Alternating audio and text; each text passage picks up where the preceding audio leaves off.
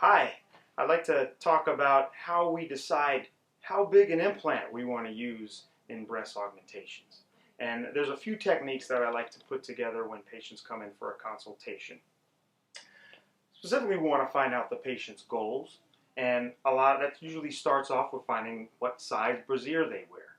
But the issue with that is a bra size is just that, a bra size. It's not actually a breast size, which we typically measure in milliliters or cc volumes. But a bra size in sizes A, B, C to D, a lot of people might wear a B, and to me, their breast looks like a C.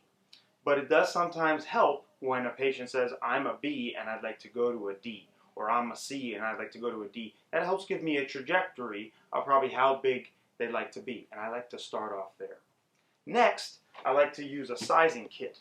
So in our sizing kit, we have little silicone sizers, and these are not implants. They're basically little oval, kind of oval shaped silicone device that we place underneath the bra.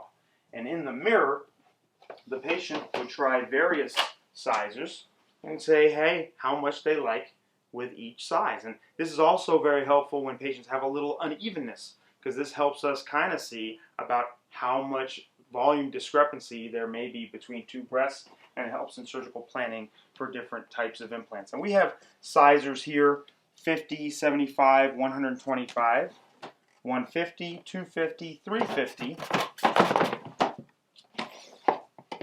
450, 550, 650. Now we can also test some of the sizes in between by adding them. So suppose someone is interested in 200 cc's, which we don't have here. We would take the 125, add 75 to it, and that gives us about 200 cc's volume. And this is a very effective way to see how patients look in clothing and a brassiere, or how big they want to be.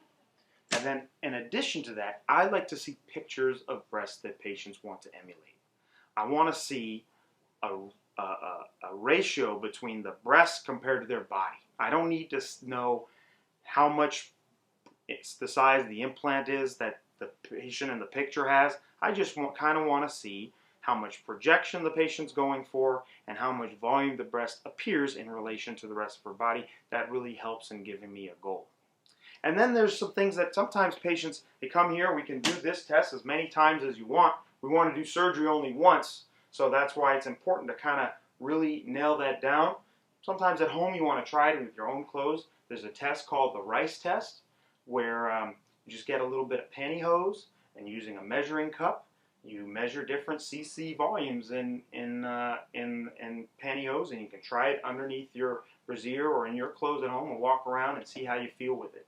It does have a different weight than you typically would have with a breast implant, but it does have the appearance that can simulate what an implant would look like. And so when it comes time to surgery, I typically bring a range of implants into the room to try and hit that goal of where you're going. And I like to put up a picture of the breast that you would like to emulate.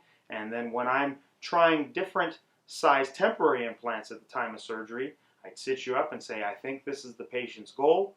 And then once I say that that's the size they want, we put in the permanent implant, close it up, and typically patients are pretty happy with that result.